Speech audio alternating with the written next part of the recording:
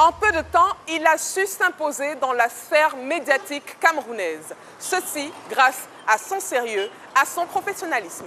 L'œil du Sahel a un regard spécifique sur l'actualité dans le Nord Cameroun, où se trouvent ses bureaux. Et une direction générale ici à Yaoundé, où nous avons passé 2 jours pour savoir comment se fabrique ce journal. L'œil du Sahel, 2 jours d'immersion, reportage de Stedom, Romuald Akoazoé, Brice Fotso, Georges Méli, Christian Boadier et Franck Bocali.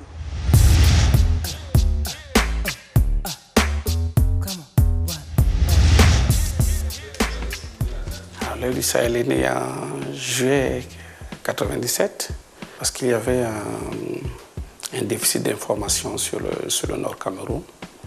Et il y avait aussi un besoin de population du Nord Cameroun de s'informer sur ce qui se passait dans le reste du pays. Nous sommes restés fidèles à notre ligne et nos ventes ont augmenté. Donc je pense que sur le plan éditorial, il y a une relative satisfaction, même si beaucoup reste à faire.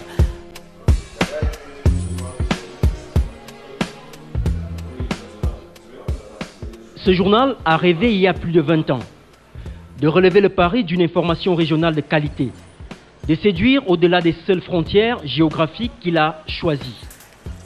Le Sahel était sa cible, mais il a touché bien au-delà. L'œil du Sahel, né hebdomadaire, il a évolué dans le temps pour devenir tri-hebdomadaire. Désormais, les lundis, mercredis et vendredis, le journal abreuve ses lecteurs de scoops, d'anecdotes, d'analyses, d'intrigues, mais toujours d'informations originales. De son positionnement éditorial au choix hétéroclite des professionnels qui le font au quotidien, malgré les aléas d'un environnement professionnel de plus en plus rude, la rédaction de l'œil du Sahel n'a rien caché. Des contraintes de distance entre le siège à Yaoundé et les correspondants permanents en région, du labeur que demande une information pointue et intéressante. 2 jours durant, heure après heure, l'œil de la caméra de Travelling a vu comment l'œil du Sahel se déploie pour produire son numéro 1022.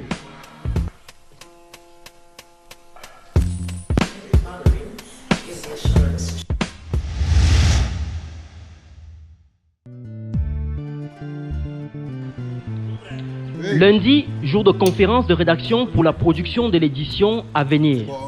Ce sera pour mercredi. Le siège du journal se trouve dans un quartier de Yaoundé. C'est là que les équipes de Travelling sont attendues. À notre arrivée, à 8h45, une bonne partie du personnel est déjà en poste. Ici, on lit, on rédige, on prépare déjà les sujets pour la conférence à venir.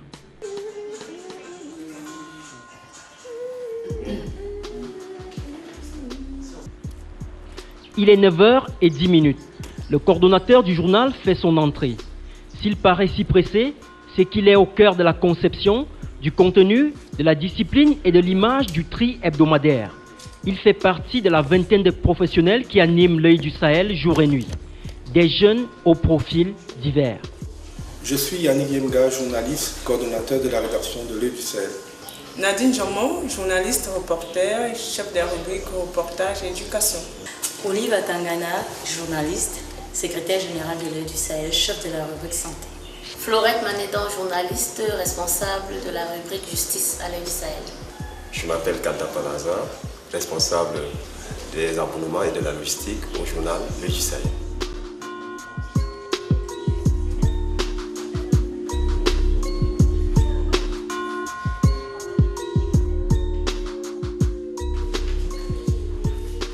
« 16 minutes plus tard, la conférence de rédaction commence.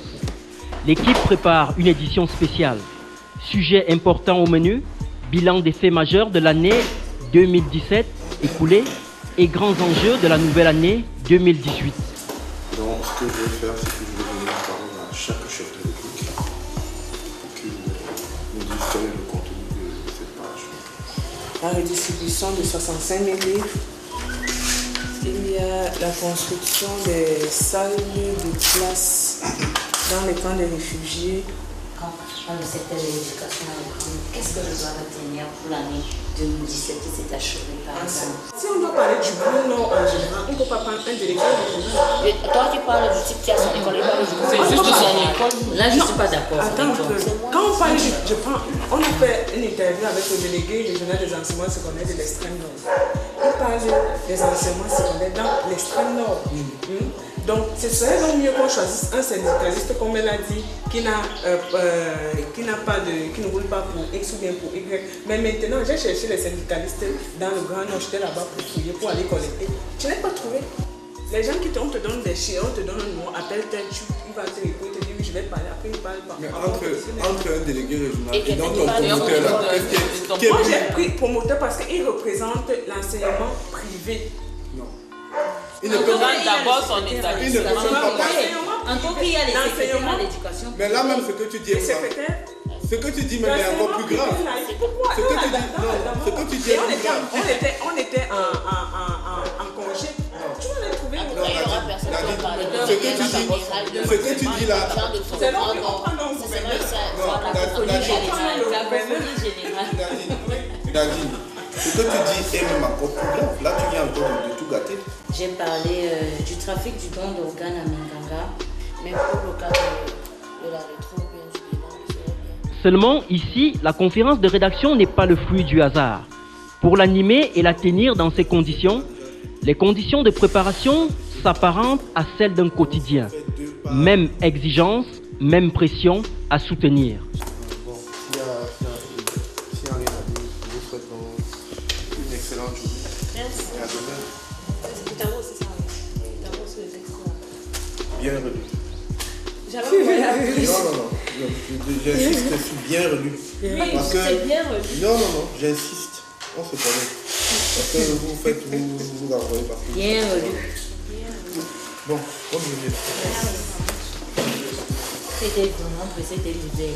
Quand nous ferons la conférence de rédaction de lundi, le journal est préparé lundi, mardi, certes. Mais il y a des sujets qui sont préparés longtemps à l'avance. À 11h20, la conférence de rédaction prend fin. Mais le travail se poursuit. Surtout que le journal traite des informations régionales. C'est le moment d'échanger via les réseaux sociaux avec les collègues dans la partie nord du Cameroun. C'est un peu spécifique chez nous parce que nous sommes un journal régional. Nous avons dans une partie de notre effectif qui est en région. Donc nous faisons une confé ici, mais nous faisons également une confé avec nos collaborateurs qui sont en région. Nous avons un forum WhatsApp qui nous permet de communiquer en temps réel. Adamawa, Nord et Extrême Nord, cette partie du Cameroun et son développement, voilà justement l'obsession de Guibaï Gatama, fondateur et directeur de publication du journal. Donc il fallait créer un lien, quelque chose qui puisse en même temps apporter de l'information en provenance des régions septentrionales et également pour les gens qui habitent au sud et l'information du sud pour ceux qui habitent au nord.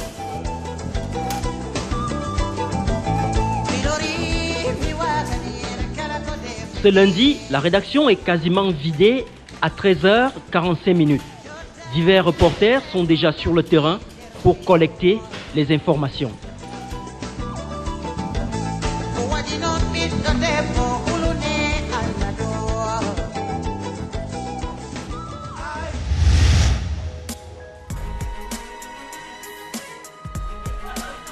Mardi, jour de bouclage.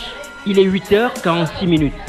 Une partie du personnel prend son petit déjeuner à l'espace réaménagé pour les repas et les entretiens avec les sources d'information. Une quarantaine de minutes plus tard, Nadine Djomo, alias Madame Pression, s'en va en reportage.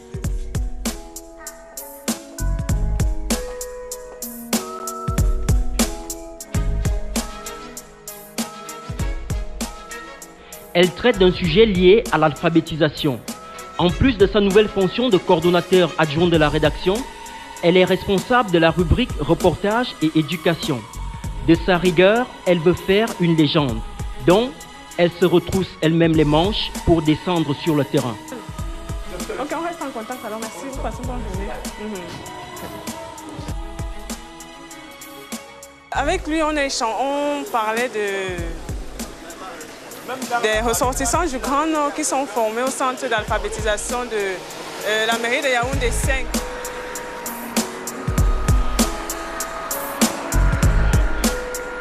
À 11h05, Nadine est de retour à la rédaction. Au fil des minutes, toutes les énergies fusionnent. Le moment du bouclage approche à grands pas.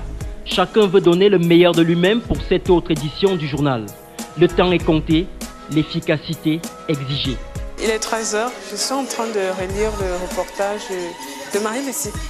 Elle a fait un reportage sur les déplacés internes qui vivent à Yaoundé. Il est 13h06 à ma montre et je suis en train de relire mon papier avec Nadine Diomon qui est chef de la rubrique reportage. Il est 13h passé des 10 minutes. Je suis en train de passer en revue les articles de l'année dernière.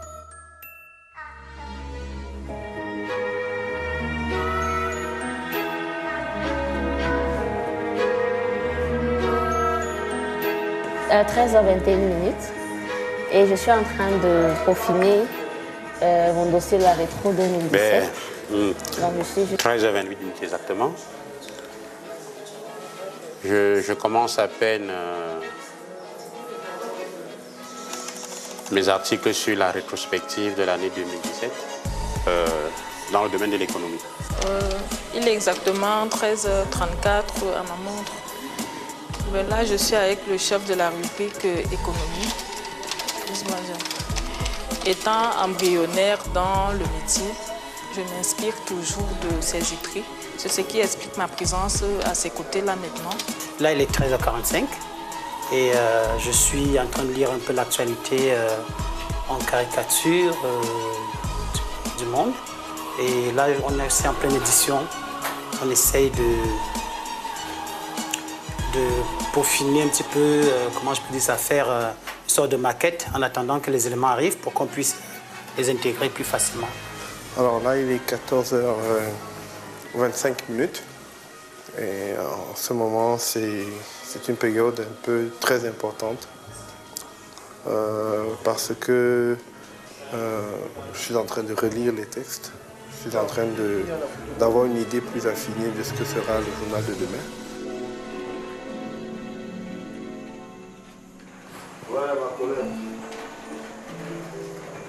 Maintenant s'annonce un moment clé, la conférence des titres. Ici, les équipes ont une exigence, trouver comment captiver l'attention du public dès la lecture de la une. Je propose que l'on donne la parole à chacun pour qu'il voie un peu comment on pourrait faire la une de demain. J'ai proposé un titre, Grand Nord, mémoire de 2017 et espoir 2018. Donc pour résumer un peu tout ce qui est contenu, le mémoire 2017 pour la rétro et la prospective pour les... Voilà. C'est à ça que c'est la conférence des titres, c'est pour apprendre à synthétiser. Un bon titre en presse écrite ne doit pas excéder 6 mots. Ne doit pas excéder 6 mots. Un bon titre. Et à la une, on est davantage exigeant parce qu'il faut tout de suite capter l'attention du lecteur.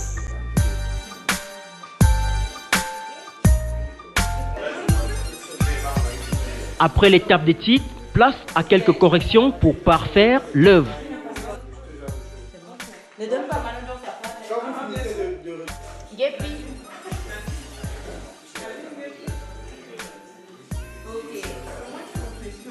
Puis, tout est accompli avant de se rendre à l'imprimerie. Là, il est 19h11 et on est au bout du processus.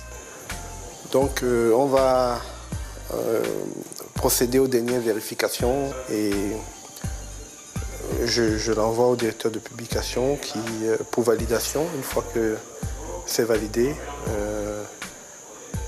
je vais demander donc à l'édition d'envoyer le journal à l'imprimerie.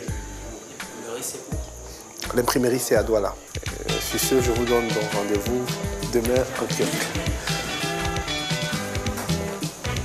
Après chaque tirage, près de 5000 exemplaires attendent acheteurs dans les kiosques et abonnés de par le Cameroun et à l'étranger. Mais pour le management du journal, l'ambition est plus grande. J'espère qu'on pourra passer quotidien dans un environnement qui est plus apaisé, plus intéressant. Bien sûr qu'il y a d'autres ambitions, toujours être présent au nord, mieux couvrir cette zone-là, parce qu'après tout et avant tout, c'est d'avoir un journal. J'aime appeler le journal du village. Ce journal du village des populations du Grand Nord camerounais est un œil qui veut voir plus loin.